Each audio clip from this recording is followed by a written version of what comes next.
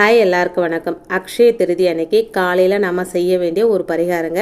காலையில் எழுந்து குளிச்சு முடிச்சுட்டு தீபம் ஏற்றி வச்சுட்டு ஒரு தாம்பால் தட்டு எடுத்துக்கோங்க. அந்த தாம்பால் தட்டில் முதல் சாய்ஸ் அப்படின்னும் போது நெல் தாங்க. நெல் கிடைக்காத பட்சத்தில் பச்சரிசி யூஸ் பண்ணிக்கலாங்க.